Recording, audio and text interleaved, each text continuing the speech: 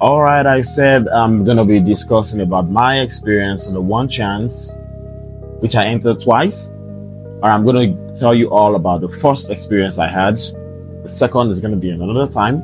But let me tell you about the first one. Okay. So this happened around 2015 towards Ember period, I remember. So I was going to work. I was in the morning around Ojota. Those of you in Lagos know Ojota very well. Ojota around the time was around 5:30 to 6. So my work center was at Costain. So I boarded this bus. The bus was empty at first. So just me, I think one other guy.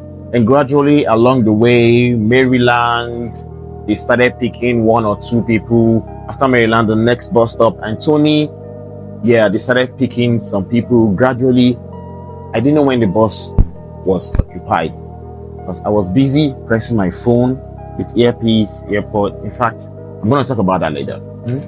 So I was busy enjoying myself. I was using BlackBerry Bold 5 or 4 that period and Infinix Zero. So I was pressing everything. Then the next thing, the conductor shuts the handle of the bus. Just a normal bus. So the next thing I knew, a big hand, very, very strong hand at my back just held me by my neck this way. And immediately I just released what I was holding. I was holding my phones, my two phones. I released it. So the driver was now like, where am I heading? I said, Costain. I was almost crying at that moment. I still cried though.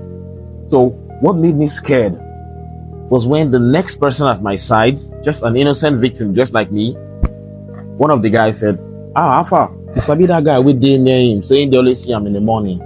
Then a normal passenger. So they now allowed that guy to alight. I don't know the bus stop because my mind was in my life. They allowed the guy to alight at the bus stop. So they said the guy can get down. So it was only me in the midst of 14 guys that belong. We have the driver, the two passengers at the front, then the first seat, second seat, and the third seat. I was the only one that don't belong. The next thing I started crying. The next thing I thought about was my mom. And I started crying the more. They took my phones, they took my bag, I gave them my ATM. They asked me how much was on the ATM, and I said 5,000. They said, if I'm lying, they'll do something bad to me. I still kept on crying. So along the line, we were quiet, we were going. I was still sobbing and crying. So later, they gave me my two phones, gave me my ATM, gave me my transport, my T-fare I paid. And then someone now tapped me from the back and they were like, don't cry, no, they cry, you be man. Then they dropped me, I don't know the bus stop, maybe, I don't know, just before you get to Costain.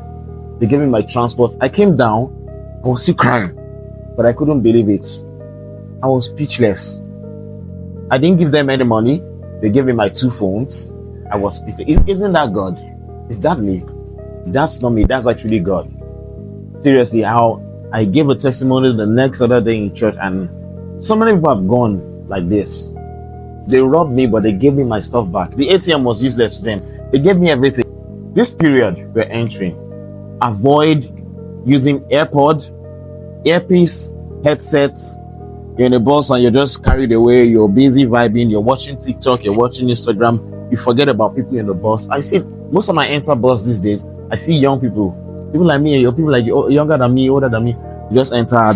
Their head is in the phone. Their head is in their earpiece, their AirPod.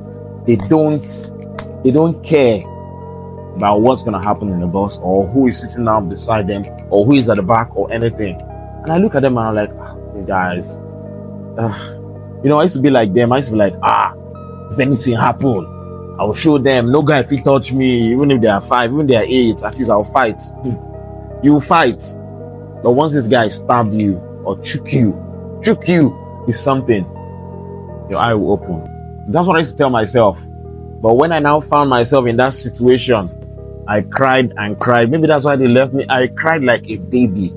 I forgot I was a man. I cried like a baby. It's really scary. Trust me. And like what I said earlier, so many people have gone like this, but we don't know. We don't know. So please, I urge you all, November, December, be aware. It's just God that protects us. So many people pray before they go out. So they end up being unalived. So it's just God. God knows how and God knows why all this is happening. So please, guys, this is just a message for you. It's an awareness for you. I'm doing this. I know why I'm doing this. Something in my heart just said I should share this and keep on doing so many things like this. And I'll continue sharing the message. So my next discussion is on my second experience. Whew, that's one is trust me, that one is I'll show you the pictures. I'll show you my body, how my body was edit.